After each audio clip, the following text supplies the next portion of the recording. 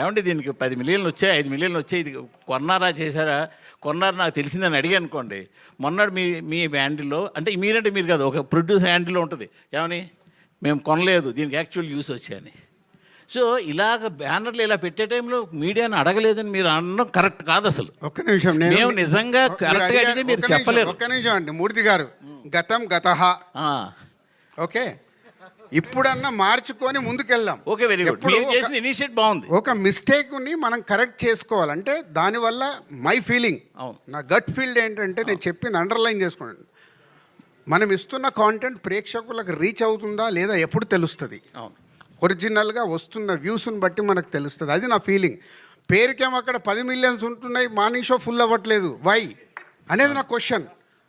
అంటే అక్కడే అర్థం, అంటే బాధ వస్తుంది. అంటే దీంట్లో మనం ఫాల్స్కి వెళ్ళకూడదు, జెన్యున్గా ట్రై చేసామనుకో ఒక 6 మంత్స్లో సెటరేట్ అవుతుంది. ఎవరో ఒకరు ప్రయత్నం అయితే చేయాలి కదా, ఆ ప్రయత్నం నేను చేస్తున్నాను. ఇప్పుడు ఇది నితిన్ గారి సినిమా కాబట్టి ఆయన మీకు కోఆపరేట్ చేశారు కాబట్టి మీరు కొండం ఆఫ్ చేసేసారు, వ్యూస్ కొండం ఆపేశారు. మీకు Seethamma Vakitlo Sirimalle చెట్టప్పుడు multi star film తీసినప్పుడు హైదరాబాద్ సిటీలో ఓటింగ్ సర్దని ఆపింది ఏకైక ఫస్ట్ నేను స్టార్ట్ చేశాను ఆ రోజు. మల్టీ స్టార్ అంటే హీరోలకు చెప్తే ఇది రైటు ఇది రాంగ్ అని చెప్పినప్పుడు హీరోలు ఒప్పుకోరని ఏం లేదండి. మన పాయింట్ ఆఫ్ వ్యూ, హీరోల పక్కన ఉన్నప్పుడు చెప్పేవాళ్ళు రకరకాలుగా చెప్తారు, సార్ ఇది చేయకుండా అయిపోద్ది.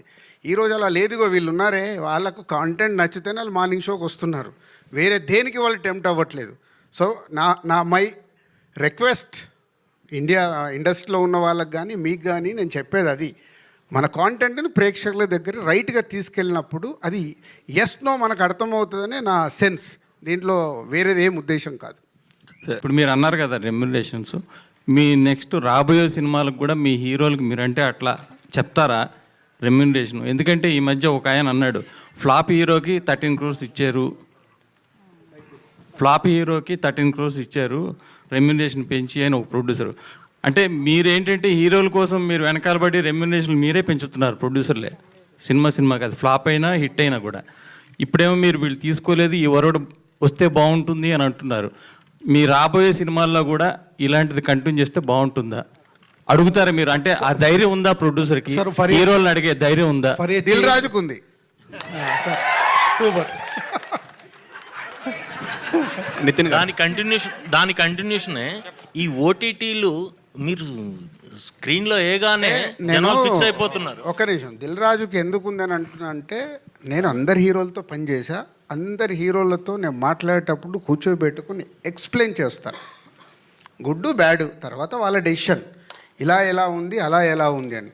దాంట్లో ఇప్పుడు ఇంతమంది స్టార్ హీరోలలో చాలామంది స్టార్ హీరోలు ఆ రోజు నా భుజం తట్టి గోహెడ్ అన్న వాళ్ళు కూడా ఉన్నారు.